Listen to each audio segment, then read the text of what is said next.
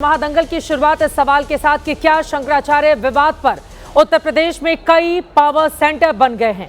इस सवाल की वजह आज वो तस्वीर है जिसमें यूपी के डिप्टी सीएम ब्रजेश पाठक अपने आवास पर ब्राह्मण बटुकों का सम्मान करते हुए नजर आते हैं, तिलक लगा रहे हैं, उनकी पूजा कर रहे हैं। दरअसल आज सुबह ब्रजेश पाठक ने अपने आवास पर 101 बटुकों को बुलाकर उनका सम्मान किया, फूल मालाएं पहनाई, तिलक लगाया और उनकी शिखा का आदर करते हुए उनका आशीर्वाद लिया। ब्रजेश पाठक ने यह भी कहा कि ब्राह्मणों की शिखा खींचने वालों को महापाप लगेगा, किसी को ब्राह्मण की शिखा को छूने का अधिकार नहीं है। उनका यह ऐलान मुख्यमंत्री योगी आदित्यनाथ के रुख से अलग माना जा रहा है, क्योंकि वो अभी भी अपने उस बयान पर कायम है जब उन्होंने कहा था कि हर कोई शंकराचार्य नहीं लिख सकता।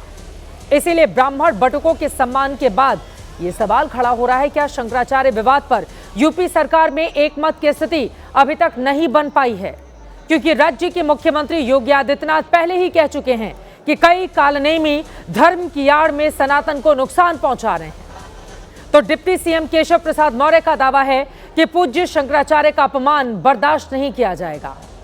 और डिप्टी सीएम ब्रजेश पाठक ने आज ऐलान किया कि बटुकों का सम्मान हमारा सौभाग्य है। तो क्या उत्तर प्रदेश में शंकराचार्य के नाम पर हो रहा सियासी हल्ला अभी शांत नहीं होने वाला? और इसको लेकर भारतीय जनता पार्टी के अंदर ही कई गुट बन चुके हैं। हालांकि सियासी पंडित यह दावा कर रहे हैं कि ब्राह्मण बटुकों का सम्मान दरअसल उस डैमेज कंट्रोल की कोशिश है जिसे ब्राह्मण वोट बैंक की नाराजगी के तौर पर देखा जा रहा है, क्योंकि उत्तर प्रदेश की कुल जनसंख्या में ब्राह्मण समाज की आबादी 60 से 8% के बीच है। कुछ लोग ये संख्या 10 से 11% के बीच बताते हैं। उत्तर प्रदेश की 75 जिलों में से 31 ऐसे जिले हैं जहां पर ब्राह्मण बेहद प्रभावी भूमिका में हैं और 75 में से 31 जिलों की 115 सीटों पर ब्राह्मण मतदाता निर्णायक भूमिका निभाते हैं।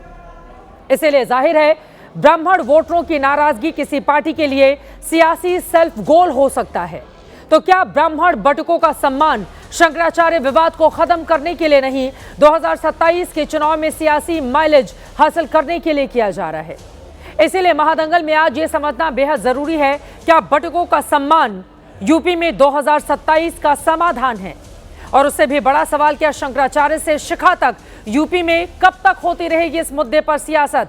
महादंगल में इन्हीं सवालों पर बहस करेंगे, लेकिन उसके पहले इस मुद्दे पर हो रही जुबानी जंग आपको जरूर सुननी चाहिए।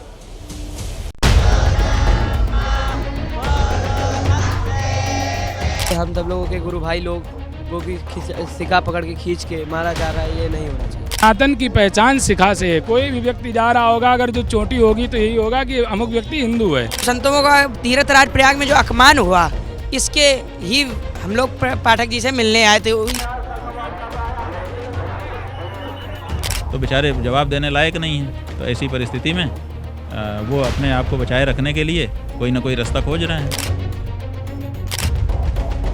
आप कितना भी ढोंग कर लें, बटुकों को ला करके कितना भी ढोंग कर लें, पूजनीय शंकराचार्य जी का अपमान हुआ है, उनके सम्मान में उनको इस्तीफा दे देना चाहिए।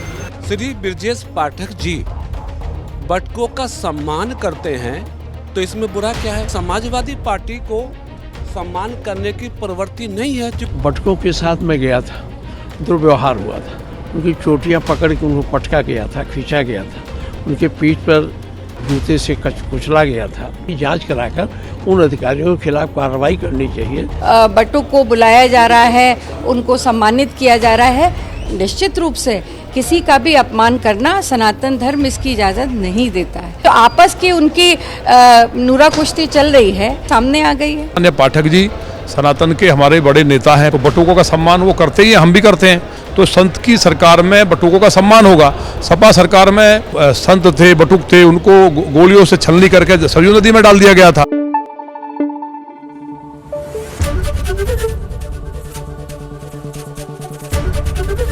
एबीपी न्यूज आपको रखे आगे।